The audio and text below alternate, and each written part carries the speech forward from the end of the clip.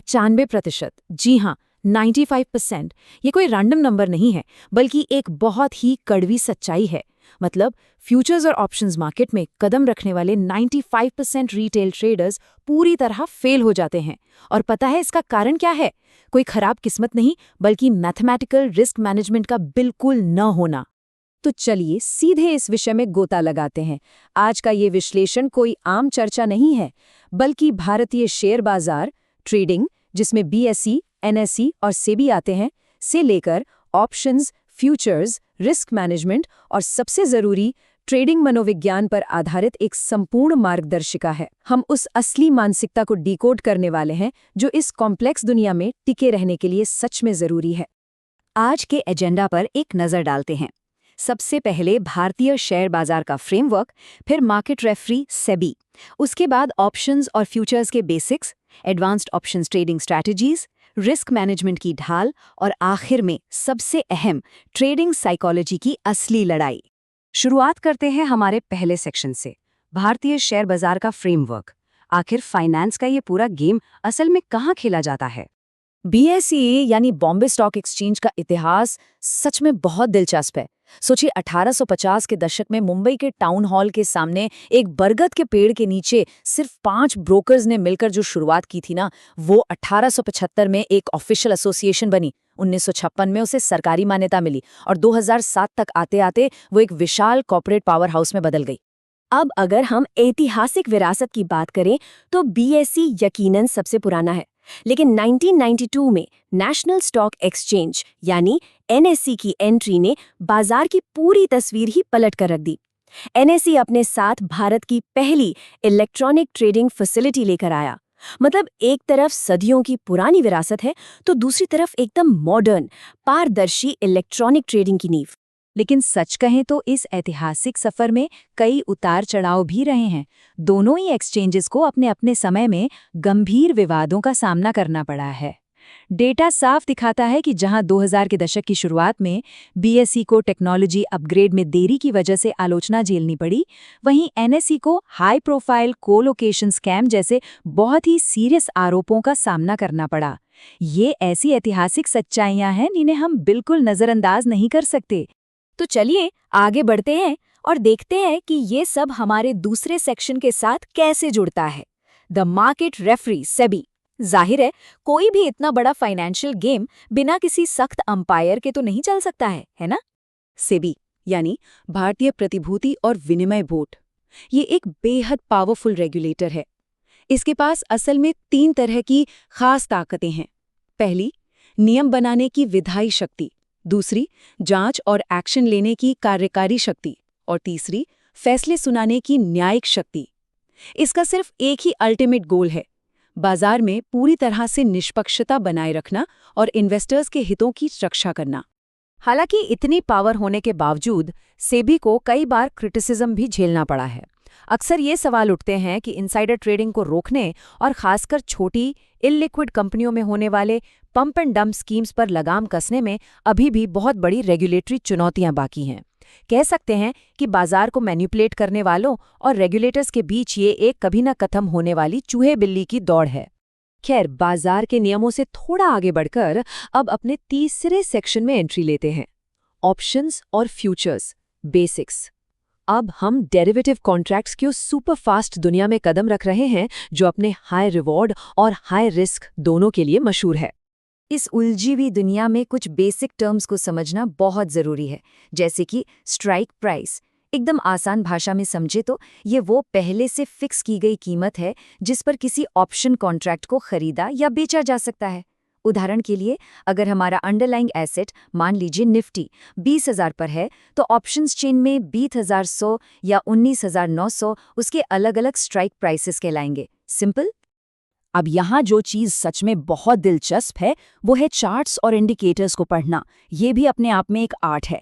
जब हम candlestick pattern और मोमेंटम इंडिकेटर्स को एक साथ मिलाकर देखते हैं तो एक परफेक्ट एंट्री पॉइंट खोजना काफ़ी आसान हो जाता है। ये पैटर्न्स बेसिकली बाजार की पुरानी चाल देखकर फ्यूचर के प्राइस मूवमेंट का एक बहुत ही शानदार अंदाज़ा देते हैं। और यहीं से हम पहुंचते हैं हमारे चौथे सेक्शन पर, एडवांस ऑप्शंस ट्रेडिंग स्ट्रैटेजीज। यही वो असल जगह है जहां एक सक्सेसफुल प्रोफेशनल और एक नौसिखिए जुआरी के बीच का फर्क शीशे की तरह साफ हो जाता है। यहाँ खेल सिर्फ दिशा का नहीं बल्कि कॉम्प्लेक्स मैथ्स का होता है। ऐसी ही एक बहुत पॉपुलर नॉन डायरेक्शनल स्ट्रैटेजी है स्ट्रैंगल। इसमें होता यह है कि एक ही समय पर अलग अलग स्ट्राइक प्राइस वाले out of the money call और पुट ऑप्शंस को एक साथ खरीदा या बेचा जाता है। मतलब ये स्ट्रैटेजी इस बात पर दाव लगाती है कि बाजार या तो बहुत भयंकर उथल-पुथल मचाएगा या फिर एकदम शांत पड़ा रहेगा। और ये चीज इस कॉन्सेप्ट को बहुत ही बेहतरीन तरीके से समझाती है। लॉन्ग स्ट्रैंगल और शॉर्ट स्ट्रैंगल ये दोनों एक दूसरे के बिल्कुल ऑपोजिट काम करते हैं। लॉन्ग स्ट्रैंगल में पैसे बनाने के लिए बाजार में किसी भी दिशा में एक बहुत बड़े मैसिव ब्रेकआउट की जरूरत होती है, जबकि इसके उलट शॉर्ट स्ट्रैंगल बाजार की एकदम शांति पर दाव लगाता है। इसमें बाजार का एक छोटी सी रेंज में अटका रहना जरूरी है। अब देखिए, शॉर्ट स्ट्रैंगल बेचना एक रेगुलर इनकम तो दे सकता है, लेकिन जरा इस मशहूर कहावत पर गौर कीजिए, स्टीम रोलर के सामने से सिक्के उठाना। ये लाइन इस खौफनाक सच्चाई को बयान करती है कि सिर्फ थोड़े से आप फ्रंट प्रीमियम यानी कुछ सिक्कों के लालच में ट्रेडर्स एक अनलिमिटेड ओपन एंडेड रिस्क अपने सिर ले लेते हैं। बाजार का एक भी अचानक आया बड़ा मूवमेंट स्टीम रोलर की तरह पूरे कैपिटल को कुचल कर रख सकता है। इस भारी रिस्क के पीछे का असली विज्ञान इन दो ग्रीक्स में छिपा है, गामा और थीटा। गामा ऑप्शन सेलर का सबसे बड़ा दुश्मन है। जैसे ही बाजार में कोई बड़ा मूवमेंट आता है, गामा नुकसान की स्पीड को रॉकेट की तरह बढ़ा देता है। वहीं दूसरी तरफ थीटा सेलर का पक्का दोस्त है। जैसे जैसे टाइम बीतता है, थीटा प्रॉफिट बनाकर देता है। ट्रेडिंग फ्लोर पर ना ये समय और वॉलेटिलिटी के बीच चलने वाली एक लगातार रस्साकशी है। तो इस भयंकर रिस्क से बचने का तरीका क्या है? इसका जवाब है हमारा 5वां section, the shield of risk management.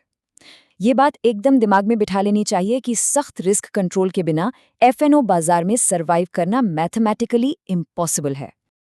Margin leverage ये सच में कैपिटल को खत्म करने वाली एक दो-धारी तलवार है। देखिए, जब हम सीधे शेयर खरीदते हैं तो रिस्क सिर्फ उतना ही होता है जितना पैसा हमने लगाया है, लेकिन एफएनओ में लेवरेज का यूज करने पर बाजार में आई एक बहुत ही मामूली सी गिरावट भी पूरे पोर्टफोलियो के 100% कैपिटल को पलक झपकते ही जीरो कर सकती है। बिना प्रॉपर मैनेजमेंट के लेवरेज इस्तेमाल करना लिटरली सुसाइड के बराबर है।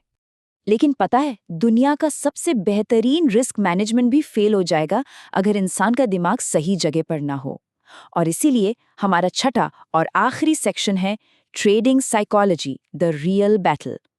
400 डेटा से बहुत अलग ये हमारी अपनी ही बेकाबू भावनाओं के खिलाफ लड़ी जाने वाली एक असली और लगातार चलने वाले जंग है। अब यहाँ एक बहुत ही बड़ा सवाल खड़ा होता है। 10 में से 9 ट्रेडर्स जिनके पास एकदम परफेक्ट टेक्निकल स्ट्रैटेजी होती है, वो भी आखिर फेल क्यों हो जाते हैं? असल में ये फेलियर किसी टेक्निकल नॉलेज की कमी से नहीं आता, बल्कि जब अपनी जेब का असली पैसा दांव पर लगा होता है ना, तो उस भयंकर फाइनेंशियल प्रेशर में अच्छे ट्रेडर्स का साइकोलॉजिकल कंट्रोल पूरी तरह से टूट जाता है। अनुशासन को टूटने में सच में जरा भी देर नहीं लगती। डर के मारे एक सही पोजीशन को नुकसान में काट देना, थोड़े से प्रॉफिट के बाद लालच में आकर अचानक से लॉट साइज बढ़ा लेना, नुकसान को कवर करने के लिए गुस्से में रिवेंज ट्रेडिंग करना, या फिर उन अनजान टेलीग्राम टिप्स पर आंख मूंद कर भरोसा कर लेना, ये वो साइकोलॉजिकल ट्रैप्स हैं जो कैपिटल को बाजार से सबसे तेजी से साफ करते हैं। तो सबसे क्रूशियल पॉइंट ये है कि प्रोफेशनल्स इन सब जालों से कैसे बचते हैं। बड़ा सिंपल है, वो कोई भी ट्रेड लेने से पहले ही अपना टारगेट और पोजीशन साइज फिक्स कर लेते हैं। वो स्टॉप लॉस को अपनी किसी पर्सनल हार की तरह नहीं लेते, बल्कि उसे इस बिजनेस के एक जरूरी खर्चे की तरह देखते हैं और बिना सोचे एग्जीक्यूट करते हैं। और सबसे बड़ी बात, वो अपने हर एक ट्रेड को बहुत ही बारीकी से लॉग करते हैं ताकि वो अपनी ही साइकोलॉजिकल गलतियों को पकड़ सके। इस पूरे विश्लेषण के बाद एक आखिरी सवाल है जिस पर हमें बहुत गहराई से सोचना चाहिए। क्या वॉलेटिलिटी बेचकर मिलने वाली वो छोटी सी स्थिर इनकम सच में उस स्टीम रोलर जैसे अनलिमिटेड टेल रिस्क का सामना करने के लायक है? आखिर में ये सब अपनी रिस्क बर्दाश्त करने की क्षमता को पहचानने का ही तो खेल है। तो खुद से पूछिए, क्या हम गणितीय और मनोवैज्ञानिक रूप से बाजार की इस खौफनाक सच्चाई का सामना करने के लिए पूरी तरह से तैयार हैं?